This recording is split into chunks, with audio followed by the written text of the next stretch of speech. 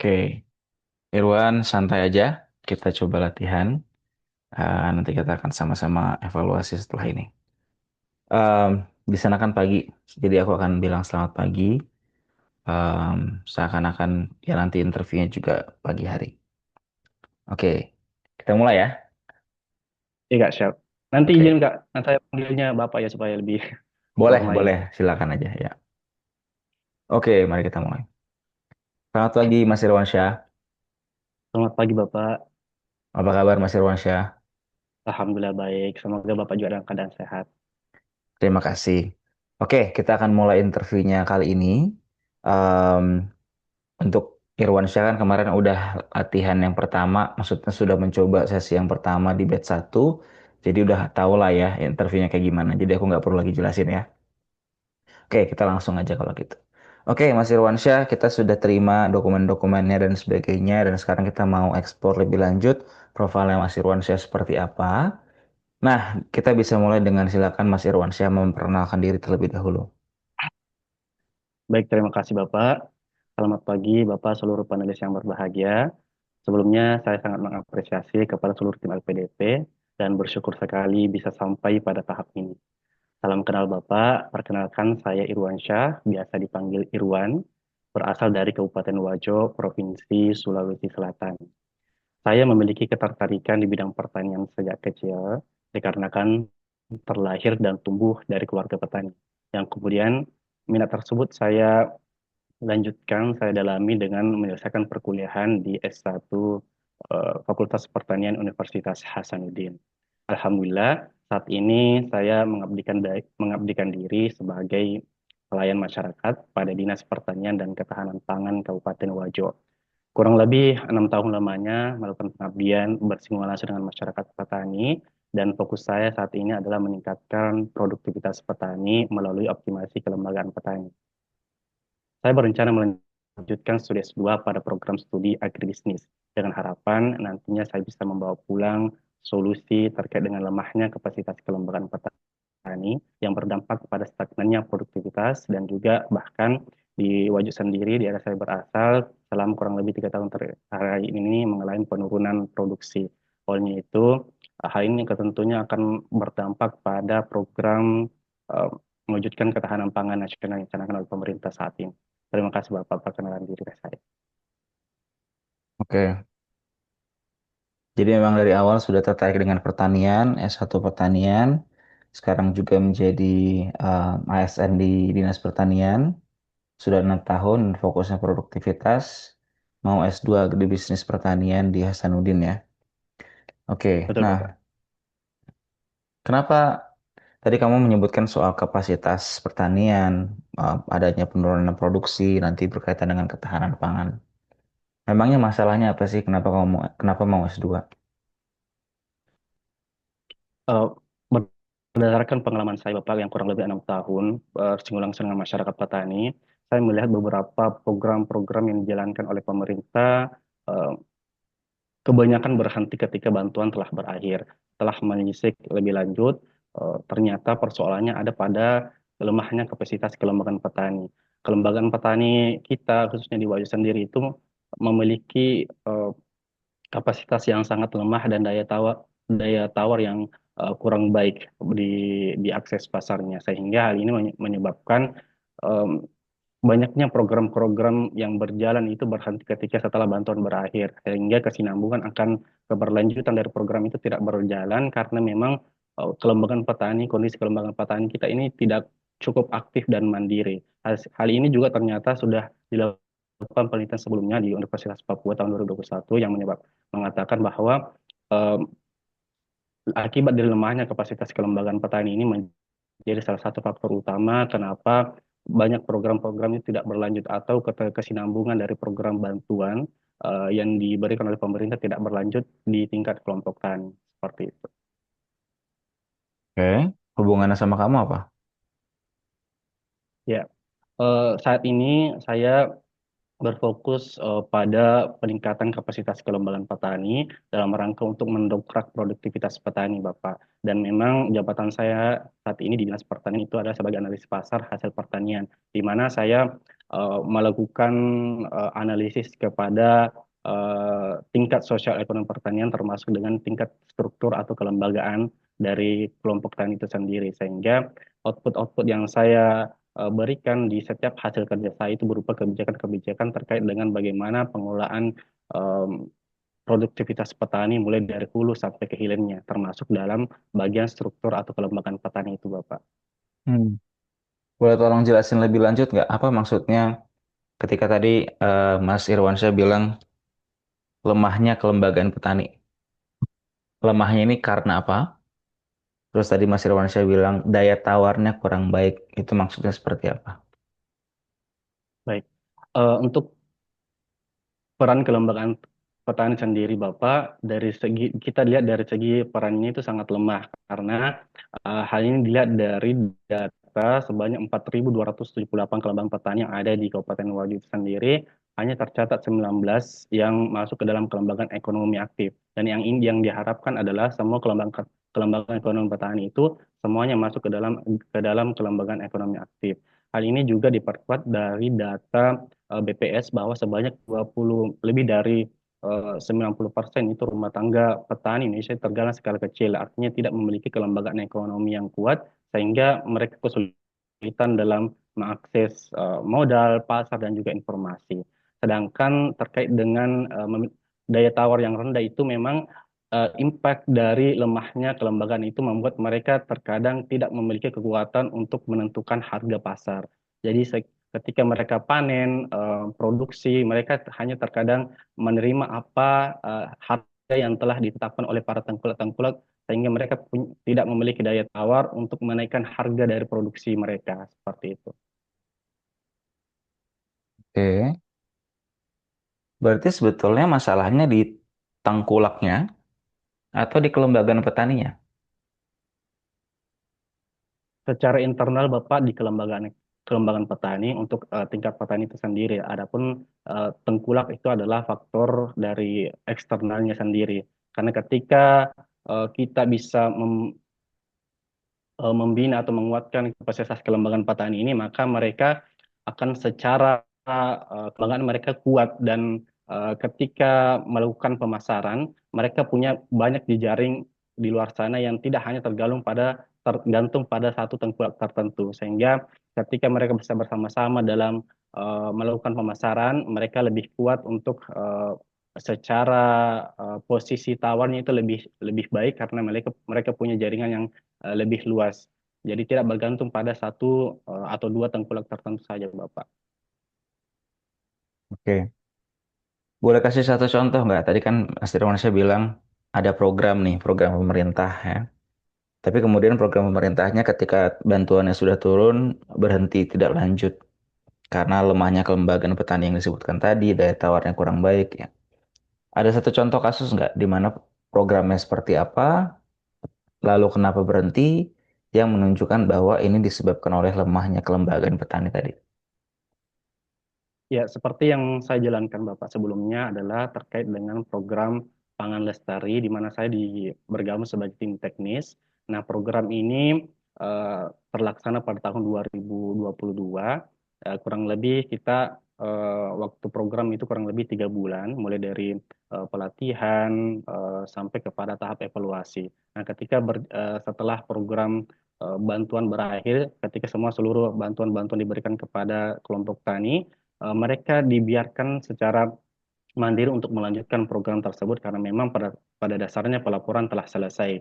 Namun setelah kita melakukan evaluasi berkala ternyata banyak bahkan seluruh penerima bantuan itu tidak melanjutkan eh, program-program yang telah dijalankan, fasilitas-fasilitas yang telah diberikan dibiarkan begitu saja dan bahkan terkadang tidak tidak tidak dirawat dengan baik sehingga hal ini menjadi salah satu bukti bahwa memang eh, kapasitas kelembagaan petani kita di tingkat petani itu sangat rendah karena mereka hanya bergantung pada fasilitas pemerintah, bantuan dari pemerintah tanpa diberikan eh,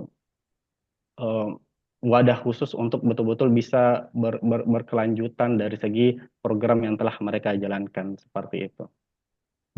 Di kasus itu Mas Irwansyah nanya nggak ke mereka, Kenapa mereka tidak merawatnya dengan baik, mereka nggak melanjutkan dan sebagainya. Ya betul Bapak, tentu kami mengevaluasi, menanyakan terkait hal itu, tapi lagi-lagi kembali ke masalah awal, karena memang mereka belum cukup kuat, karena secara internal mereka memiliki eh, keikatan yang kuat ketika memang program bantuan akan mulai, tapi setelah bantuan berakhir, mereka kembali berpisah dengan aktivitas masing-masing, aktivitas pertanian masing-masing seperti itu, Bapak. Jadi memang katanya dari ketua kelompok tani yang kami wawancara, memang tingkat solidaritas dari para anggotanya itu sangat rendah karena mereka hanya melihat eh, eh, kekompakan dari kelompoknya itu ketika bantuan akan turun seperti itu. Hmm. Oke. Lalu gimana S2 bisa membantu masalah ini? Ya, Bapak, terkait dengan rencana studi S2, tentunya sangat eh, membantu terkait bagaimana saya bisa eh, mengadaptasi keilmuan di bagian manajemen kebijakan, manajemen agribisnis dan juga kebijakan pertanian dengan harapan studi S2 ini nantinya bisa menjadi bekal bagi saya untuk memperdalam keilmuan saya bagaimana memanage tingkat kelembagaan petani bahkan dari hulu sampai ke hilirnya dan juga bagaimana merancang model kelembagaan agribisnis yang bisa betul-betul berkesinambungan dan juga menjadikan petani ini secara aktif dan mandiri melanjutkan program-program bantuan yang telah diberikan oleh pemerintah. Dengan keilmuan analisis kebijakan pertanian pun juga sangat membantu dalam bagaimana nantinya saya bisa mengimplementasikan ilmu tersebut dalam menyusun model-model kebijakan sesuai dengan dokumen-dokumen perencanaan daerah, Bapak. Oke. Apakah sesuai em, jurusan agribisnis ini dengan kelembagaan petani? Apakah lembaga petani bisa dianggap sebagai entitas bisnis sehingga jurusan agribisnis adalah yang tepat? Ya, betul Bapak. Memang program studi agribisnis adalah paling sesuai dengan rencana kontribusi saya karena kelembagaan petani ini saya harapkan nanti bisa menjadi sebuah entitas bisnis dalam bentuk koperasi tani. Jadi ke depannya seluruh kelembagaan petani yang ada di Kabupaten Wajo itu sendiri bisa menjadi atau bertransformasi ke kelembagaan ekonomi aktif dan mandiri. Dalam hal ini adalah koperasi tani sehingga secara langsung mereka akan menjalankan bisnis dari hulu sampai ke hilirnya. Mereka adalah pelakunya, mereka adalah pelaku pasar dan juga pelaku produksi. Sehingga dari tingkat produksi, processingnya, marketing hingga komersialisasi itu mereka jalankan bersama, semua dari tingkat petani. Sehingga memang ini sangat bermanfaat keilmuan agribisnis bisa diterapkan ke dalam bagaimana transformasi kelembagaan petani ini bisa menjadi lembaga bisnis seperti koperasi tani itu, Bapak. Oke. Nanti Mas Irwansyah akan ada tesis. Iya, ada Bapak. Tesisnya soal apa? Eh, Tesisnya terkait dengan bagaimana saya akan menganalisis peran kelembagaan petani dari dalam aspek ekonomi dan produksinya. Eh, dan tentu karena di Wajah sendiri ini ada beberapa keunikan di antaranya terkait dengan kondisi tipe lahan dan juga sistem agribisnis yang berkembang. Jadi dua variabel dari aspek ekonomi dan aspek produksi akan saya lihat bagaimana pengaruhnya terhadap kelembagaan petani dan juga dari tipe lahan dan juga sistem agribisnis yang berkembang seperti itu. Sehingga dari hasil penelitian ini akan dihasilkan sebuah dokumen berupa model eh, perencanaan transformasi kelembagaan petani yang eh, lebih mengarah kepada sistem agribisnisnya, Bapak. Oke. Kenapa memilih di Universitas Hasanuddin? Baik. Kenapa Universitas Hasanuddin? Setidaknya saya memiliki tiga alasan yang kuat, Bapak. Yang pertama adalah terkait dengan relevansi mata kuliah. Nah, di Universitas Hasanuddin itu sendiri menawarkan mata kuliah yang sangat saya butuhkan sesuai dengan persoalan yang saya temukan di lapangan dan tentunya akan menjadi salah satu solusi. Di antaranya itu mata kuliah manajemen agribisnis dan juga analisis kebijakan pertanian. Setelah melakukan riset beberapa kampus yang memang yang paling tepat adalah bagi saya untuk melanjutkan studi ini adalah Universitas Hasanuddin karena terkait dengan mata kuliah yang ditawarkan itu juga banyak studi kasus eh, berdasarkan wilayah-wilayah lokal setempat sehingga hal ini sangat sesuai dengan rencana penelitian saya ke depannya.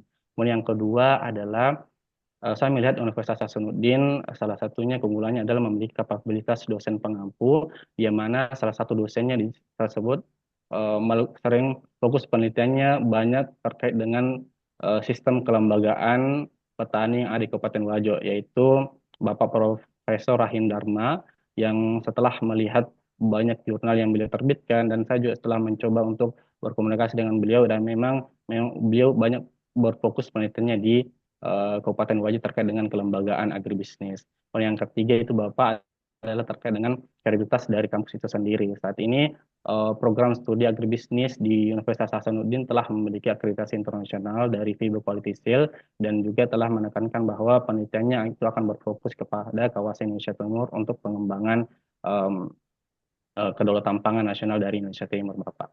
Seperti itu. Hmm.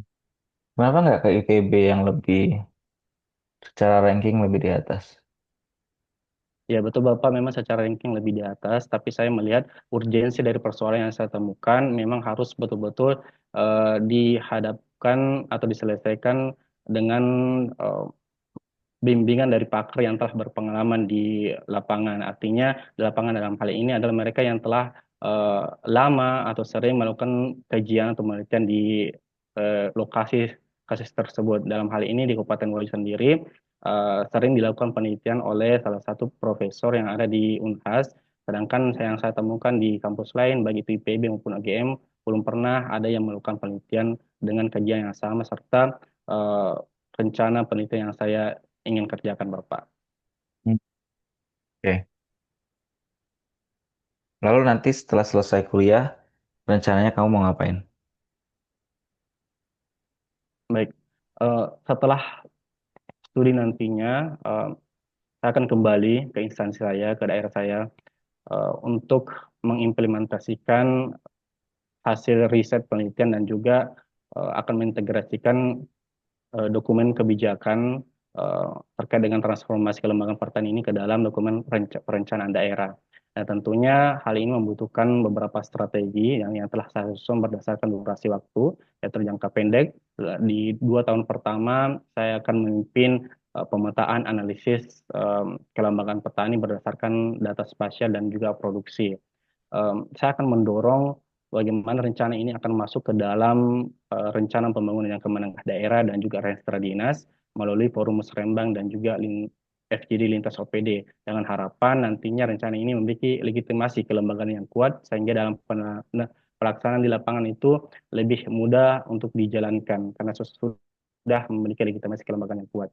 Untuk jangka menengah, Bapak, nantinya saya akan berfokus pada bagaimana saya akan mendorong transformasi kelembagaan petani ini yang sebanyak 4.278 kelembagaan petani ini akan masuk ke dalam kelembagaan ekonomi aktif secara mandiri. Tahapannya eh, yang pertama itu saya akan memulai dengan meningkatkan kapasitas kelembagaan petani dan meningkatkan kapasitas kelembagaan petani melalui pelatihan manajemen usaha tani yang tentunya akan bekerja sama. Saya akan menggandeng tim penyuluh pertanian dan juga dinas ketenagakerjaan.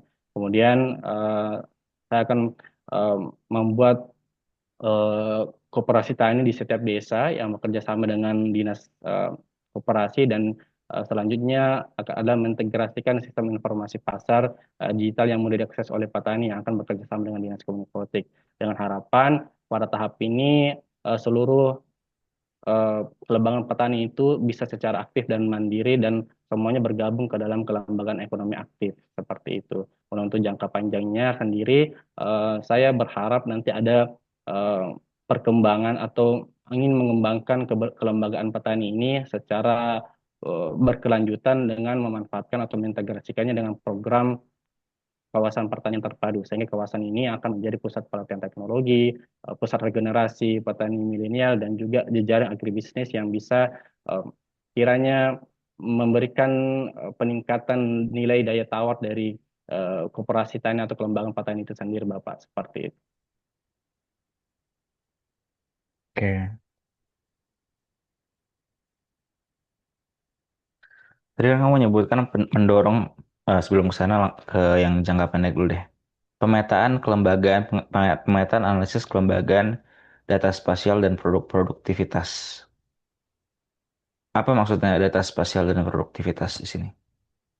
Jadi Bapak terkait dengan pemetaan kelembagaan itu, kami akan, utamanya saya akan memimpin itu bagaimana membuat data kelembagaan petani berdasarkan dikelompokkan berdasarkan data spasial. Artinya kita kelompokkan berdasarkan tipe lahan, di mana di Wajah sendiri ini ada tiga tipe lahan, yaitu tada hujan, irigasi, sama lahan kering.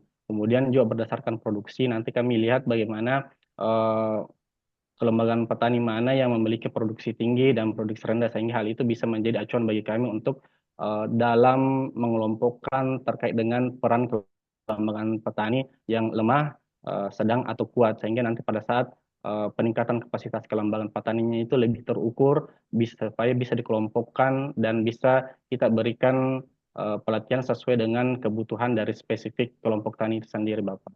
Karena memang ada perbedaan ketika kita mau membimbing kelembagaan petani yang hanya memiliki ladah tada hujan ataupun irigasi, karena memang ada beberapa pendekatan teknologi yang berbeda di antara pelaksanaan pertanian di kelompok-kelompok tertentu, Bapak. Seperti itu. Hmm. Tapi kalau kamu tadi bilang bahwa yang aktif cuma 19 dan itu juga mereka setelah program bantuan selesai juga nggak solid gitu ya. Apakah pemetaan analisanya bisa valid? Apakah mereka punya datanya misalnya? Iya, Bapak. Tentu ini yang menjadi akan yang saya lakukan yang pertama itu pemetaan, karena sebelumnya belum ada pemetaan seperti itu, Bapak. Belum ada yang data dari dinas ataupun dari informasi yang lain terkait dengan bagaimana eh, kelompok tani atau kelembagaan mana yang memiliki yang punya daya yang punya lahan tada hujan ataupun sesuai dengan data produksinya, sehingga hal ini akan menjadi saya lakukan pertama untuk memetakan kelompok-kelompok tani ini sendiri, sehingga dengan adanya data ini akan memudahkan bagi kami untuk bagaimana membuat model-model kelembagaan petani ini bisa bertransformasi menjadi kelembagaan ekonomi aktif sesuai dengan tipe lahan dan juga sistem agribisnis yang berkembang di kelompok itu. Oke, berarti maksudnya selama ini belum pernah dilakukan, jadi saat ini juga Mas Irwansyah belum tahu akan efektif atau enggak. Iya, Bapak. Belum pernah dilakukan, tapi dengan melihat eh, apa rencana rencana kerja ini, dan saya telah mengkonsultasikan kepada pimpinan dari dinas, juga mereka sangat menyambut baik bahwa memang pada saatnya kita membutuhkan data sejak awal seperti ini, karena memang belum pernah ada data sebelumnya. Jadi saya optimis bahwa dengan data ini nantinya bisa sangat berpengaruh efektif terhadap bagaimana peningkatan peningkatan kapasitas kelembagaan petani ke depannya, Pak. Oke, katakanlah misalnya analisanya sudah dilakukan gitu ya, dan dapatlah datanya apapun hasilnya. Em, Sebelum ngomongin soal mendorong transformasi kelembagaan yang 4.200 tadi dan meningkatkan kapasitas dan sebagainya, apa yang membuat Mas Irwansyah yakin bahwa petani-petani ini mau nurut sama rencana yang akan dilakukan oleh Mas Irwansyah?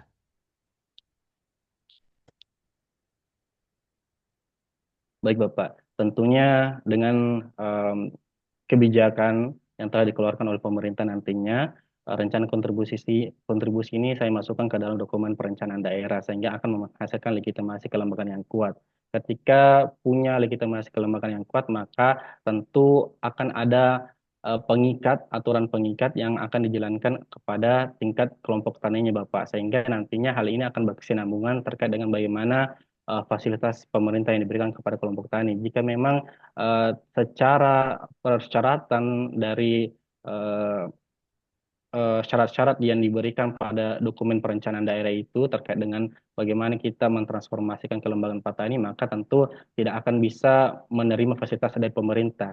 Sehingga dengan kebijakan yang kuat ini akan bisa mengikat para petani untuk bisa betul-betul mengikut dengan program-program yang telah kita berikan Bapak seperti itu. Yang tentunya kita juga tidak melaksanakan program eh, eh, secara paksa, tapi betul-betul bagaimana kita bisa melakukan pendekatan lebih awal kepada setiap kelompok tani, memahamkan kepada mereka pentingnya kita untuk menuju ke kelembagaan ekonomi aktif supaya mereka memiliki peningkatan dari segi produksi dan juga produktivitas seperti itu Bapak. Jadi ada dua alasan. Yang pertama itu legitimasi kelembagaan yang kuat nantinya akan mengikat para petani. Yang kedua kita akan melakukan pendekatan lebih awal secara persuasif kepada setiap kelompok tani dengan melakukan pertemuan-pertemuan seperti musrembang seperti itu Bapak. Oke. Apa yang menghalangi Dinas Pertanian saat ini untuk membuat kebijakan serupa? Ya Bapak, yang pertama adalah terkait yang saya sampaikan bagaimana belum adanya data terkait dengan pemetaan kelembagaan petani ini Bapak. Jadi kita di Dinas Pertanian itu belum ada data terkait bagaimana seberapa besar kelompok tani yang memiliki peran kelembagaan yang lemah, sedang ataupun kuat, dan juga belum ada datanya terkait dengan kelompok tani yang memiliki sistem lahan yang ketiga itu. Sehingga selama ini kita hanya melakukan pendekatan em, pendidikan pelatihan kepada petani secara menyeluruh dengan modul yang sama tanpa memperhatikan aspek-aspek tersebut, sehingga dalam hal ini petani kadang eh, jarang untuk diberikan eh, keilmuan yang spesifik dengan kebutuhan mereka seperti itu. Jadi hal ini yang mendasari adalah data yang belum ada. Kemudian yang kedua adalah belum adanya eh, peraturan atau SOP yang saya sebutkan seperti legitimasi yang mendapatkan legitimasi kelembagaan yang kuat kepada petani. Sehingga memang selama ini petani kurang terikat dengan bagaimana fasilitas-fasilitas pemerintah yang diberikan seperti itu. Oke, dan datanya nggak ada karena Ya hambatannya tidak apa Pak? Mohon maaf Bapak. datanya tadi belum ada, data analisa tadi belum ada.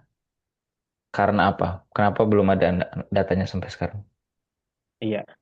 Karena memang belum ada yang menjalankan Bapak dan eh, saya yang menginisiasi terkait dengan pemetaan data ini. Karena saya Oke, melihat persoalan di lapangan dan setelah melakukan analisis ternyata memang datanya tidak ada dan saya ajukan ke Musrembang dan memang itu sangat diperlukan pendataannya. karena lebih nggak ada SDM yang paham atau karena apa? Iya Bapak, belum ada SDM yang paham karena memang untuk pemetaan ini membutuhkan keilmuan terkait dengan manajemen kelembagaan dan di dinas kami sendiri belum ada yang memiliki keilmuan di tahap itu. Baru saya yang rencana untuk melanjutkan S2 di program Magister Akhir Bisnis dengan harapan nanti saya bisa betul-betul menyelesaikan persoalan yang ada di lapangan. Oke, tadi kan meningkatkan kapasitas melalui pelatihan manajemen dan beberapa pelatihan lainnya. Ada juga mengintegrasikan sistem penggunaan sistem informasi. Ini bekerja sama dengan dinas-dinas lainnya yang ada di eh, daerahnya Mas Irwansyah. Apakah artinya mereka-mereka yang akan Mas Irwansyah ajak kerjasama ini, apakah mereka yang akan memberikan pelatihan atau bagaimana? Iya, em, stakeholder yang kami ajak kerjasama tentunya bekerja sama dalam melakukan pelatihan Bapak. Tapi dari yang melaksanakan pelatihan tentu dari dinas kami sendiri, mereka membantu sesuai dengan tupoksi dari dinas mereka seperti memberikan pembekalan lanjutan atau fasilitas terkait dengan ketenagakerjaan seperti itu Bapak. Jadi memang secara porsi pelatihan dari dinas kami sendiri yang melaksanakan Bapak. Oke, jadi perannya Mas Irwansyah nanti apa? Lebih mengorganisir kepelatihannya atau apanya? Iya Bapak, dari awal saya akan berperan aktif tentunya dari pengorganisasian, mengorganisir dari bentuk pelatihan itu sendiri, dan sekaligus juga akan saya menjadi pemateri Bapak terkait dengan bagaimana eh, kelembagaan pertanian ini bisa menjadi kelembagaan ke dalam lingkup sistem agribisnis seperti itu. Hmm, oke. Jadi semua 4.200 itu nanti akan Mas Irwansyah yang melatih ya, memberikan pelatihan ya. Iya Bapak, bekerja sama dengan teman-teman dari tim penyuluh pertanian dan juga Dinas Ketenagakerjaan. Oke. Dan semua yang Mas Irwansyah rencanakan ini, apakah memang akan masuk dalam job desk-nya Mas Irwansyah? Apakah Mas Iya Irwansyah Bapak, punya betul. wewenangnya maksudnya? Iya betul Bapak. Eh, Salah satu tupoksi saya di jabatan yang saya emban saat ini adalah terkait dengan bagaimana menganalisis terkait dengan kelembagaan petani ini. Dan tentunya untuk memberikan pelatihan tentu juga menjadi salah satu tupoksi saya ketika bisa memberikan em, pelatihan kepada setiap kelompok tani terkait dengan keilmuan bisnis atau sosial ekonomi pertanian Bapak. Dan memang ini sesuai dengan tupoksi yang telah saya emban selama ini. Oke. Kasih contoh, misalnya setelah, misalnya tadi kan Mas Irwansyah bilang mendorong transformasi kelembagaan. Anggaplah ada satu lembaga petani yang dianggap berhasil nih meningkatkan kapasitas dan sebagainya, mentransformasi kelembagaannya mereka. Kasih contoh bagaimana bentuk lembaga yang sudah bertransformasi itu seperti apa, yang kemudian akan berpengaruh terhadap bagaimana mereka menjalankan program dan bagaimana itu bisa meningkatkan daya tawar dan sebagainya. Oke. Jadi anggaplah ini di dalam dianggaplah ini sudah terimplementasi, sudah berhasil untuk satu organisasi. Bisa kasih contoh nggak bentuknya kan kayak gimana? Baik Bapak, jadi salah satunya adalah ketika sebuah kelompok tani ini ketika setelah dibina dan berhasil bertransformasi ke arah kelembagaan ekonomi aktif, dalam hal ini kelompok tani ini berubah menjadi koperasi tani di setiap desa, sehingga ketika bantuan turun dari pemerintah, maka dari awal mereka sudah eh, menjalankan bantuan tersebut, kemudian sampainya setelah bantuan berakhir, setelah bantuan berakhir dari pemerintah, maka mereka tetap melanjutkan bantuan tersebut dengan cara pengelolaan secara mandiri. Contohnya misalkan ketika bantuan program pangan bergizi dalam hal ini yang baru-baru kami laksanakan itu ketika bantuan program pangan bergizi ini diberikan kepada sebuah kelompok tani yang telah bertransformasi tersebut, mereka secara aktif akan melakukan sistem em, distribusi, sistem pemasaran secara mandiri ketika bantuan telah berakhir. Jadi ketika mereka telah memproduksi produk pangan yang telah diberikan bantuan oleh pemerintah, mereka secara aktif melakukan distribusi, pemasaran secara bersama sesuai dengan jejaring agribisnis yang telah mereka kumpulkan. Sehingga pada dasarnya ketika mereka melakukan pemasaran, mereka itu punya kapabilitas untuk memiliki daya tawar yang lebih baik karena pada dasarnya mereka telah memiliki pasar tertentu, sudah memiliki ekosistem distribusi dan ekosistem pasar yang sudah menentu, sehingga hal ini akan membantu mereka untuk kembali menjalankan program tersebut secara sirkular atau berkesinambungan sesuai dengan bagaimana tahap awal ketika mereka telah diberikan bantuan. Jadi memang secara secara progres ke depannya mereka akan melakukan produksi, distribusi dan pemasaran secara mandiri. Seperti itu, Bapak. Oke. Em, jadi permasalahan tengkulak tadi, bagaimana mengatasinya? Ya, Bapak. Dengan adanya transformasi kelembagaan pertanian ini, maka persoalan terkait dengan tengkulak itu akan teratasi karena tengkulak di sini sudah tidak memiliki eh, daya mengikat yang kuat Bapak, karena pada dasarnya pemasaran telah dikuasai oleh para petani itu sendiri, sehingga mereka secara langsung pasti akan eh, memulai untuk bagaimana mereka memberikan penawaran kepada kelompok tani dan dan yang menentukan di sini adalah kelompok tani di mana mereka akan menjual produk-produknya karena mereka secara sistem sudah memiliki eh, pemasaran yang sudah lebih baik, Bapak, seperti itu. Hmm. eh Tengkulak itu kan biasanya sudah punya pegangan-pegangan tertentu. Em, Kenapa sih petani harus melalui tengkulak? Karena pasarnya udah dikuasain sama mereka. Akhirnya petani nggak punya akses untuk menjual langsung misalnya kepada konsumen manapun yang ditargetkan lah gitu. Harapannya Mas Irwansyah, bayangannya Mas Irwansyah, bagaimana para petani itu bisa mengambil lapak-lapak yang sudah dikuasain oleh tengkulak tersebut. Baik Bapak, jadi nanti petaninya karena secara eh, kelembagaan sudah kuat, mereka akan punya akses terhadap informasi pasar dan juga teknologi. Sehingga dengan kekuatan itu mereka bisa mengidentifikasi di pasar mana yang mereka akan eh, targetkan seperti itu. Sehingga nanti ke depannya pemasaran itu bukan cuma bergulir di tingkat lokal saja, tapi akan berkaca di luar daerah. Bahkan mereka nanti ke depannya kami upayakan bisa melakukan ekspor produk-produk mereka seperti itu.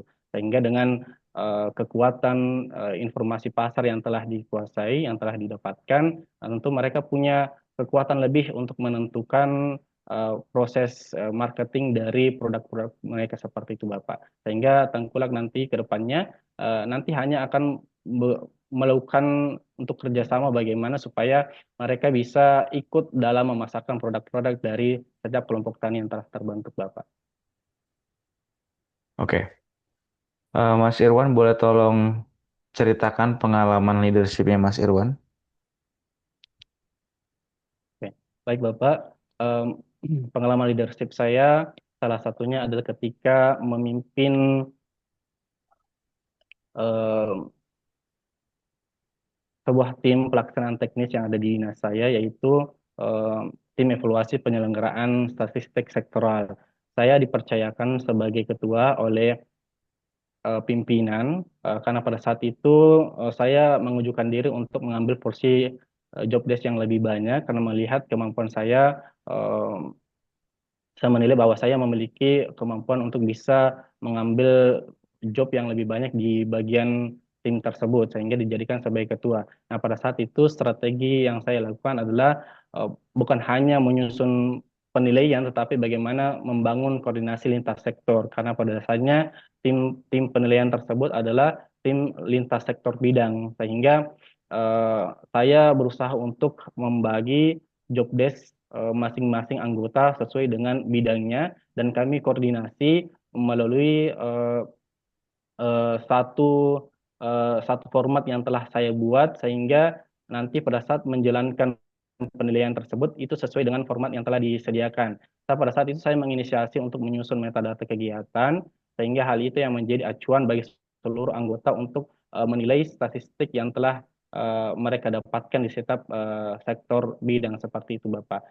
Dan sehingga nanti hasil yang kita dapatkan alhamdulillah berkat dengan koordinasi dan konsolidasi yang kuat antar tim, alhamdulillah kami dapat penghargaan dari Badan Pusat Statistik sebagai OPD yang responsif dan kolaboratif terhadap penilaian statistik sektoral. Dan kami juga bisa menaikkan level statistik sektoral kami dari cukup menjadi level baik, Bapak. Seperti itu. Oke. Boleh tolong ceritakan pengalaman Mas Irwansyah dalam menghadapi kegagalan? Baik, Bapak. Salah satu kegagalan yang pernah saya lakukan adalah iya, pendaftaran LPDP batch 1 kemarin saya gagal di tahap substansi dan saya melihat kegagalan itu bersumber dari bagaimana saya masih cenderung terburu-buru untuk melihat hasil sehingga saya tidak menikmati proses yang ada dan saya kurang kurang eh, eh, komitmen dengan bagaimana semangat saya di awal sehingga di akhir-akhir itu eh, saya memiliki semangat yang lemah dan akibatnya berdampak pada apa yang saya tampilkan pada saat substansi, dan hal itu sangat sangat sangat berpengaruh terhadap bagaimana hasil yang saya dapatkan. Jadi sikap keterburu-buruan, cenderung tergesa-gesa itu adalah hal yang saya sesalkan pada saat pendaftaran batch 1 kemarin. Saya tidak menikmati proses dari pendaftarannya, Bapak. Seperti itu. Oke. Oke. Eh, Mas Irwansyah ini udah menikah belum ya? Sudah, Bapak. Oke. Sudah punya anak? Sudah. Oke. Nanti ketika S2, em, kalau PNS itu jatuhnya tetap digaji tapi berkurang kan ya kalau nggak salah? Iya, Bapak, ada satu yang tidak didapat. Oke. Nah, itu apakah akan berpengaruh terhadap pendapatan keluarga?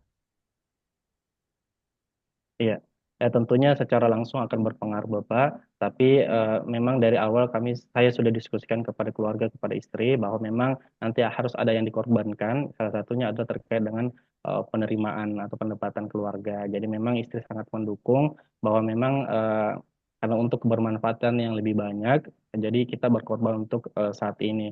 Karena nanti hasil yang didapatkan pun insya Allah nanti akan diberikan yang terbaik. Karena pada dasarnya kami berupaya untuk bagaimana bisa mengupgrade diri supaya bisa bermanfaat lebih baik, Bapak. Oke. Silakan Mas Irwansyah memberikan closing. Baik, terima kasih Bapak seluruh panelis yang telah meluangkan waktunya, telah mendengarkan aspirasi saya untuk pembangunan pertanian Indonesia pada pagi hari ini. Em, Kondisi pertanian Indonesia saat ini sementara menghadapi krisis kelembagaan petani, di mana tatanan struktur kelembagaan petani kita masih lemah. Sehingga hal ini tentunya sangat berdampak pada bagaimana pemerintah untuk menjalankan program ketahanan pangan nasional. Olehnya itu, saya hadir untuk memberikan solusi menjawab kebutuhan terkait dengan lemahnya kapasitas kelembagaan petani yang ada. Dengan keilmuan yang saya peroleh nantinya, saya berharap bisa menjadikan petani bukan hanya sebagai objek bantuan, tetapi sebagai pelaku utama dalam kebijakan pembangunan pertanian. Terima kasih Bapak Ibu. Eh, saya ucapkan mohon maaf jika banyak eh, kesalahan yang kurang berkenan. Terima kasih Bapak. Oke, sip. Oke, terima kasih Irwan. Dari Irwan sendiri, gimana setelah sudah melakukannya selama 40 menit? em, ada evaluasi secara pribadi? Banyak sih Kak. Saya masih Ap- nervous ya Kak. Masih nervous, oke. Apalagi yang kira-kira menurut kamu bisa diperbaikin? Eh, Mungkin banyak ini ya Kak, filler words. Banyak kata E-nya tadi saya sadar sih. Dan beberapa part itu saya ngeblank sih. Hmm. Ka- Banyak. Karena apa ngeblendnya? Eh, saya ini Kak, terlalu banyak informasi di pikiran saya. Nggak tahu, saya kurang ini, kurang apa yang jawaban seperti apa yang diinginkan oleh panelisnya seperti apa. Jadi saya, oh ini jawaban A, jawaban B atau jawaban C yang harus saya sebutkan ya. Seperti itu sih Kak. Hmm, oke. Ada lagi? Hmm, itu sih Kak, kalau Oke, saya. sip. Mari kita eh, evaluasi. Terima kasih. Menurutku udah cukup baik dalam hal kamu bisa setidaknya menjawab apapun pertanyaan yang ada. Sudah cukup tenang. Kalaupun merasa nervous, ada agak sedikit gemetar suaranya dan sebagainya. Memang masih terdengar tapi tidak terlalu parah menurutku pribadi. Udah cukup tenang. Dari segi visualnya udah oke ya. Apa namanya, background rapi dan sebagainya. Dan kepalanya ada di tengah layar dan sebagainya. Ekspresi em, itu sudah oke. Bisa ditambah dengan gestur tangan ketika menjelaskan. Itu juga sebetulnya bisa membantu Irwansyah untuk tidak gugup karena tidak kaku, tapi lepaskan kegugupannya dengan tangannya bergerak. Itu bisa membantu.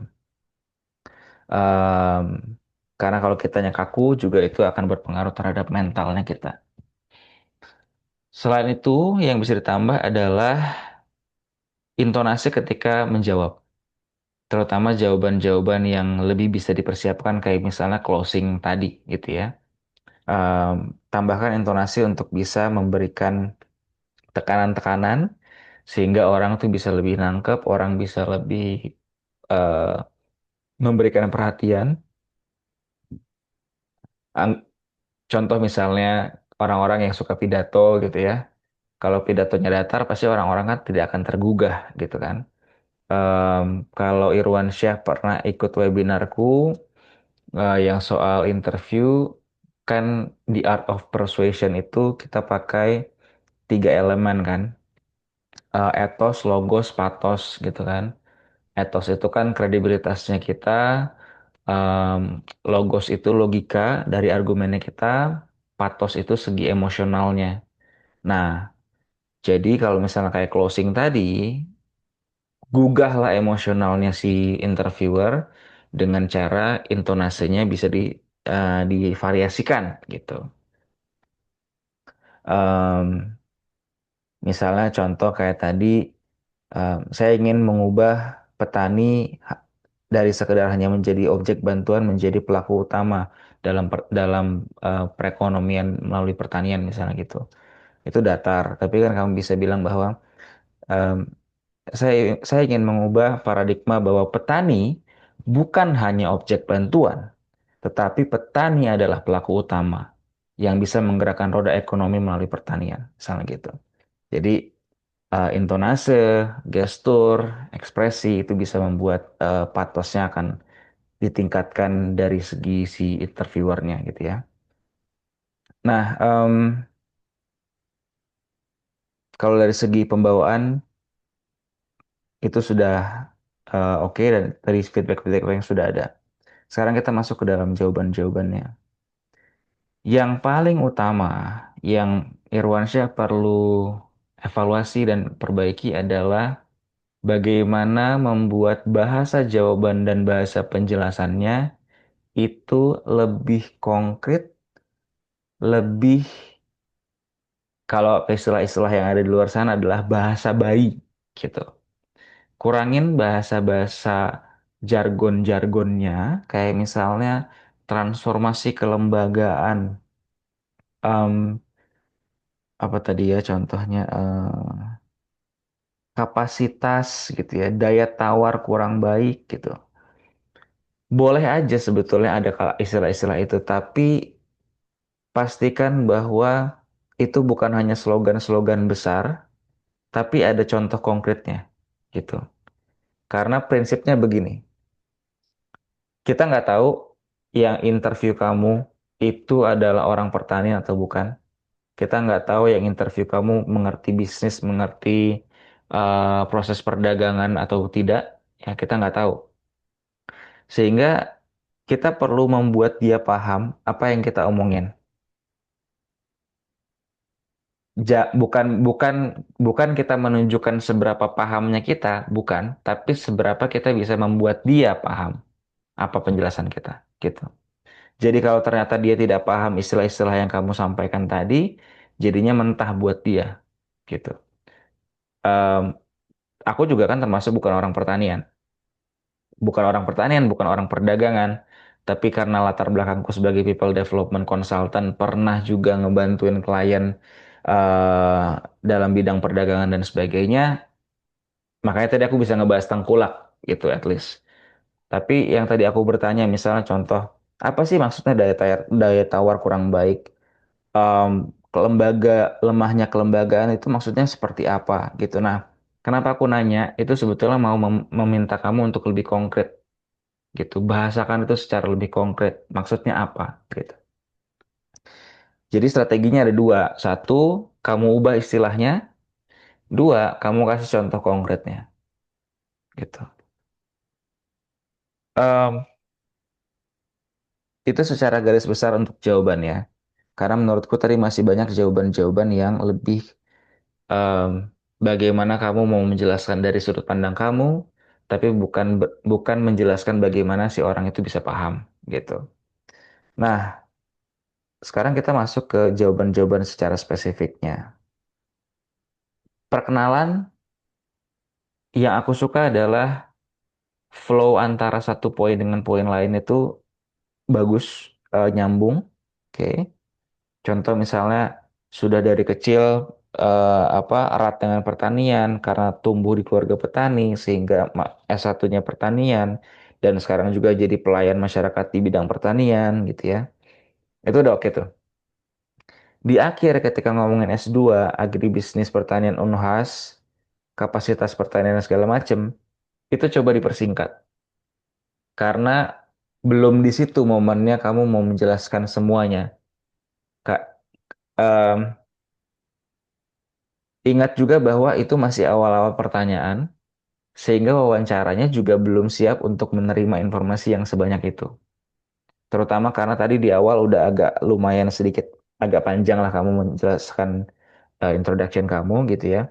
Jadi cukup misalnya S2 Agribisnis Pertanian Unhas karena saya ingin bla bla bla. Titik. Nggak usah sampai kayak saya melihat apa adanya penurunan produksi kepanjangan. Itu nanti aja. Oke. Ketika dia minta follow up. Nah, masuk ke kenapa mau S2.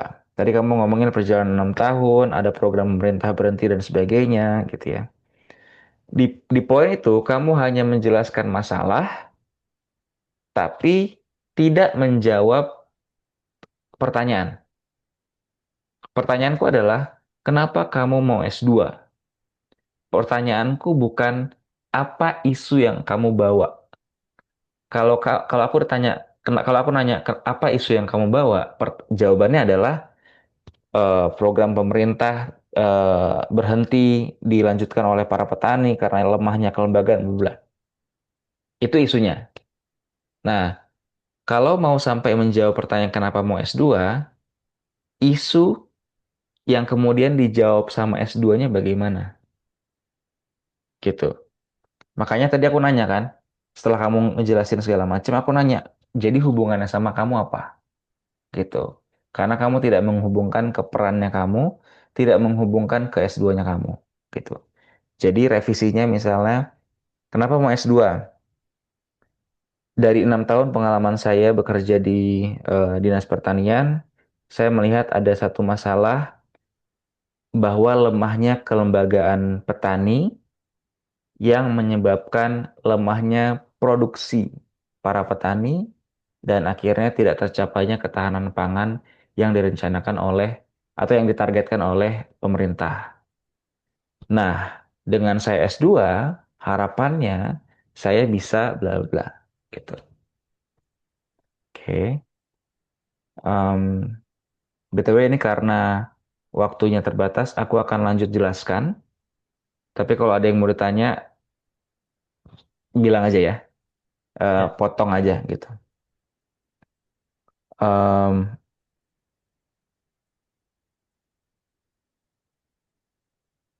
terus,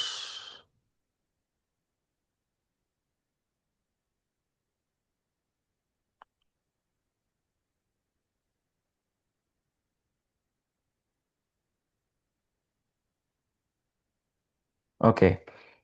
Em, Menurutku pribadi, masalah yang kamu bawa itu masih bisa banget di breakdown.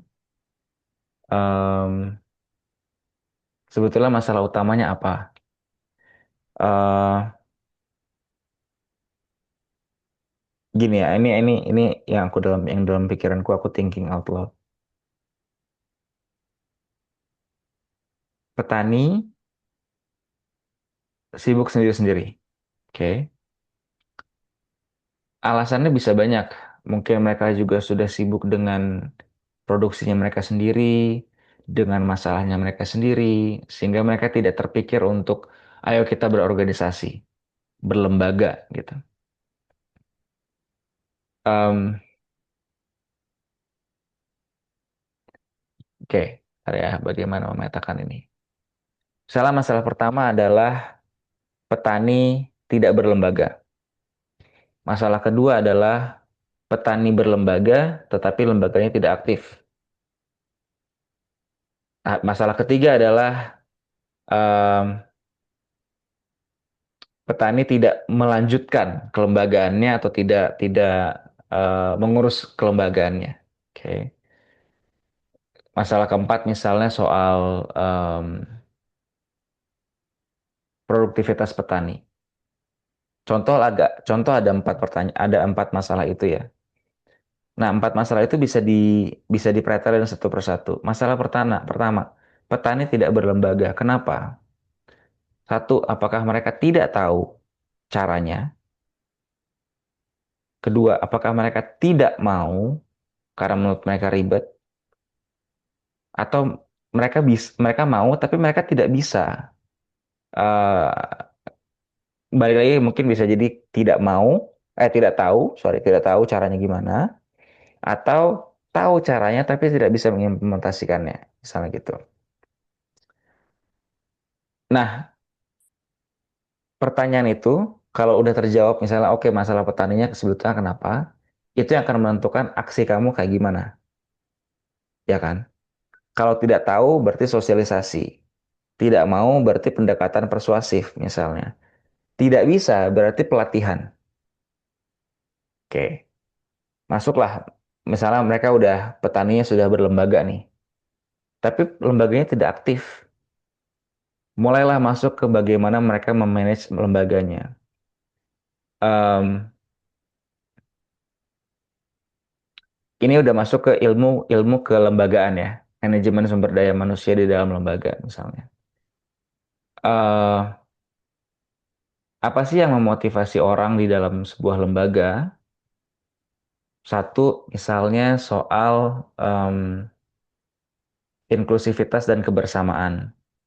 Mereka nggak merasa adanya value yang bersama, mereka merasa tidak adanya kebersamaan dalam organisasi. Males jadinya. Kedua, em, benefit dalam hal misalnya finansial gitu ya. Mereka merasa ini nggak ada manfaatnya lembaga ini. Buat apa? Saya ada di sini. Gitu. Atau ketiga, kepemimpinan. Struktur, manajemennya, dan segala macamnya juga nggak jelas. Oke. Em, Keempat, sense of mastery. Sense of mastery itu maksudnya adalah mereka merasa dalam lembaga ini mereka bisa berkembang sebagai seorang petani atau sebagai seorang pribadi. Oke. Hal-hal itu tadi, ada lagi sebetulnya hal-hal lain, tapi aku ambil yang empat itu aja. Hal-hal itu tadi yang membuat orang tuh pengen berorganisasi.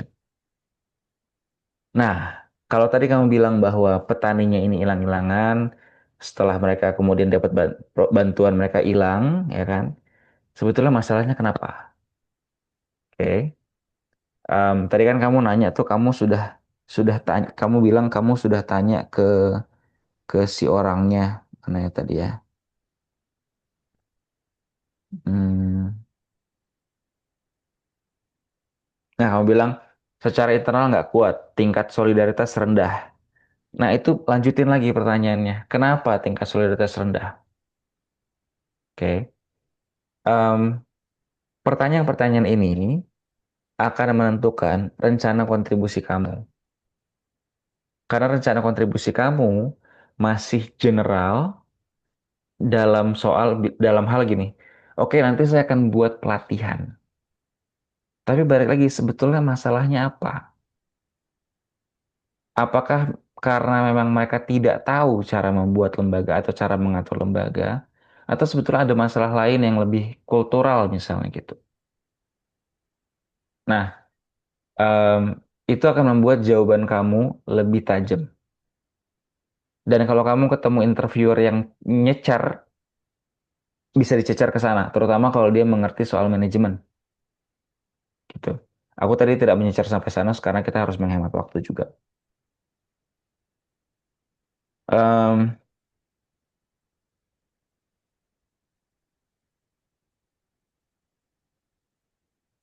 Bentar.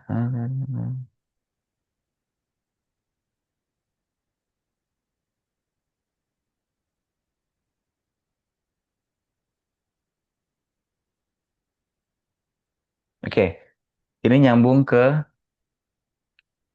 ke tengkulak ya. Eh, Pemikiranku gini nih, Irwan. Sebagai dinas pertanian, tadi kan kamu bilangnya bahwa kamu akan memberikan pelatihan. Dari pelatihan itu harapannya mereka bisa berdaya, sehingga mereka bisa mencari sumber-sumber lain, lapak-lapak lain dari teknologi informasi dan sebagainya. Oke. eh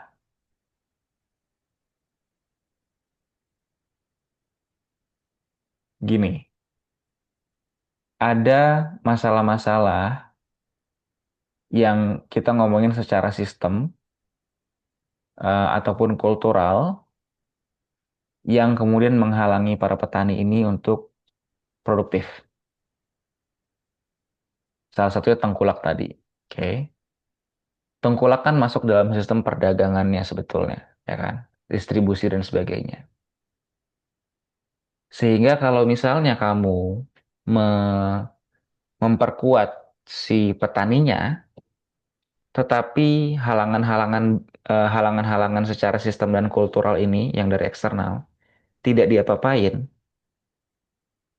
akan susah buat petaninya yang masih belajar, oke, yang mau coba mendobrak gitu ibarat kata. Akan susah untuk mereka mendobrak terutama karena tengkolak itu udah ada dari lama.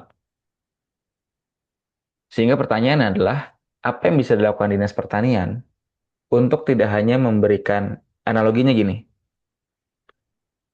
kamu ngasih pancing kepada si petani untuk mancing, oke. Tapi ikannya itu cuma ada di kolam sebelah, oke. Gimana caranya mindahin Gimana caranya kamu bisa membuka akses dari kolam sebelah supaya ikan-ikannya masuk ke dalam kolam petani sehingga pancing yang kamu kasih ke petani itu akan bermanfaat gitu. Kalau aku jadi petaninya ya, misalnya aku diajarin gitu. Oke, cara lembaga, terus petaninya akan nanya, oke mas, tapi nanti kalau kita dihadapkan sama tengkulak gimana mas? Kita sendiri nggak punya, balik lagi kan kamu bilang daya tawarnya rendah. Sehingga mereka mau membangun nih daya tawarnya. Tapi kalau dalam membangun daya tawarnya aja mereka udah langsung dihantam sama tengkulak, gimana gitu. Nah, Dinas Pertanian bagaimana cara melindungi merekanya atau bagaimana cara mengurangi halangan-halangan akses tadi yang sekarang dihalangi oleh tengkulak tadi gitu ya. Pusing kan? Nah, tapi memang ini kan masalah yang kompleks ya, gitu kan? Em, karena kita nggak bisa hanya mengisolasi bahwa oke kelembagaannya aja yang diperkuat, tapi kita ibarat kata kayak tidak menyentuh masalah lainnya, susah. Sorry. Dan balik lagi, kamu bisa ditantang, bisa di-challenge ke arah sana gitu. Nah, jadi silakan dipikirkan. Em,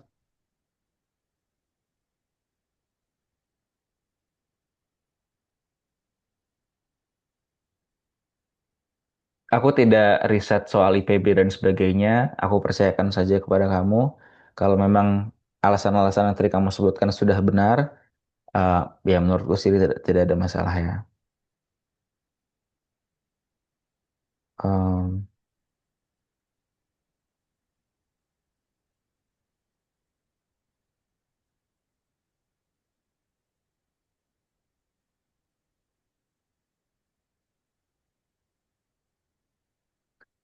Oke, jadi yang tadi aku bahas, kalau kamu nanti pertajam, itu akan membantu kamu mempertajam kontribusi kamu dalam kontribusi setelah kuliah maksudnya. Saran berikutnya adalah eh, lakukan perubahan-perubahannya secara lebih bertahap. Contoh paling gampangnya adalah di jangka menengah, jangan langsung mendorong transformasi kelembagaan 4.200 gitu. Buat apa kamu langsung ke 4.200-nya gitu kan? Misalnya fokus kepada, kan kamu bilang kamu pemetaan analisa data. Dapat nih prioritas-prioritasnya. Fokus aja dulu ke yang prioritasnya gitu. Karena balik lagi, kamu baru memulai gitu kan. harus memperhitungkan budgetnya juga, sumber daya manusia dan sebagainya. So fokuslah ke beberapa dulu yang nanti akan dijadikan prototype. Oke, ini bukti bukti suksesnya. Begitu udah ada bukti sukses, petani-petani yang lain akan lebih mudah untuk termotivasi dan diajakkan.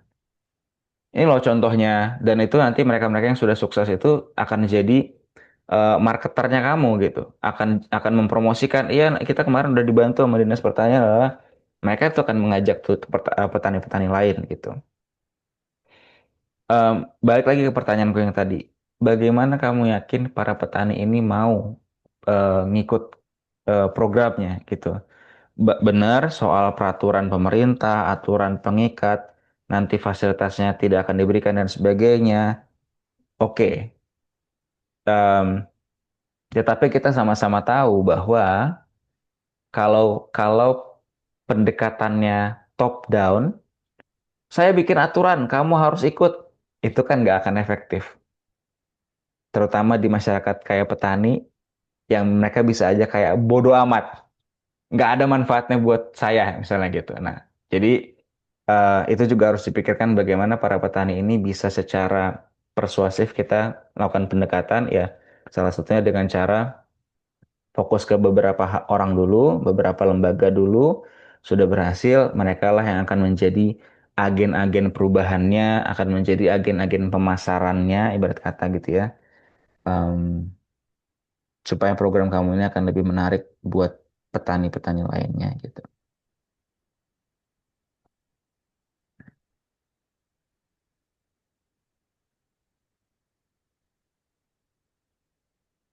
Oke, kita masuk ke tadi pertanyaan pengalaman. Jadi, seperti yang aku pernah sampaikan sebelum-sebelumnya juga di beberapa platform, kalau menjawab soal pengalaman pakai framework STAR, Situation, Task, Action, Result. Oke. Aku sering juga menyebutkan tasknya itu adalah tantangan. Karena harus harus jelas tantangannya apa, sehingga action kita mengatasi tantangan yang ada. Nah, tadi situationnya adalah memimpin tim pelaksanaan teknis. Oke. Em, Tadi yang soal bahwa ketua saya mempercayakan saya menilai saya bisa, itu menurutku bisa disingkatkan aja. Nggak usah terlalu banyak disampaikan yang itunya nggak terlalu penting soalnya. Em, Tantangannya adalah karena kamu harus koordinasi lintas sektor, ya kan? Sehingga actionnya adalah kamu memberikan job desk sesuai apa nih? Job desk sesuai bidangnya, komunikasi lewat satu format, inisiasi metadata, hasilnya bagaimana, resultnya bagaimana, itu sudah oke gitu. Tapi saranku di situ adalah em, diperjelas aja bahwa koordinasi lintas sektor inilah tantangannya karena em, mereka banyak kesibukannya masing-masing, background personal karakternya masing-masing beda-beda gitu kan. Bagaimana kamu sebagai pemimpin tim pelaksanaan teknisnya bisa membuat mereka berkolaborasi dengan baik. Nah, sama nih dengan yang pengalaman gagal di LPDP. Em, Tadi kamu hanya menjelaskan bahwa situationnya adalah gagal di LPDP. Tantangannya adalah tidak melewati proses dengan baik karena kamu terburu-buru, ya kan? Terus kamu bilang kamu menyesalkan bahwa kamu terburu-buru. Nah, action dan resultnya nggak ada jadinya. Setelah kamu menyesal karena terburu-buru, apa action yang dilakukan untuk kamu bangkit dari kegagalan tersebut? Sehingga sekarang kamu mencoba lagi LPDP-nya, gitu. Jadi actionnya tadi malah tidak terjelaskan, dan resultnya juga ya jadinya tidak terjelaskan, gitu kan. Bahwa sekarang kamu sudah melakukan hal yang berbeda dari yang sebelumnya, dan sebagainya. Karena yang mau dilihat adalah, satu, bagaimana kamu tidak mudah putus asa, resilient gitu ya. Dan bagaimana kamu coba bangkit dari kegagalan tuh kamu belajarnya bagaimana. Proses perubahan yang kamu lakukannya apa gitu. Intinya kalau ada pertanyaan-pertanyaan soal pengalaman, yang mereka mau cari tahu adalah jika kamu berada dalam situasi yang mirip-mirip, yang memerlukan kualitas leadership, memerlukan kualitas problem solving, apalah yang pokoknya intinya yang ditanyanya apa gitu ya. Kamu bisa menunjukkan bahwa kamu pernah melakukan hal tersebut dan sehingga hal tersebut bisa kamu lakukan kembali di masa depan kalau memang ada situasi yang serupa gitu. Em, oke, closing menurutku sebetulnya udah cukup ringkas ya, sudah cukup ringkas dan sudah membahas inti-intinya apa. Jadi saranku sih lebih ke tadi ya intonasi aja, intonasi, ekspresi dan gestur supaya adanya penekanan-penekanan di sini. Oke, ada yang mau ditanya?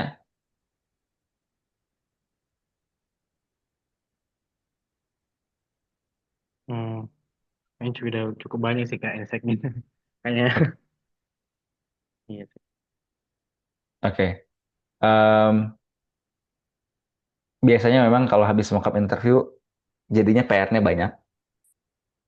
Jadi antara kayak wah banyak feedback, tapi mungkin juga kayak wah aduh overwhelmed gimana nih ya kan.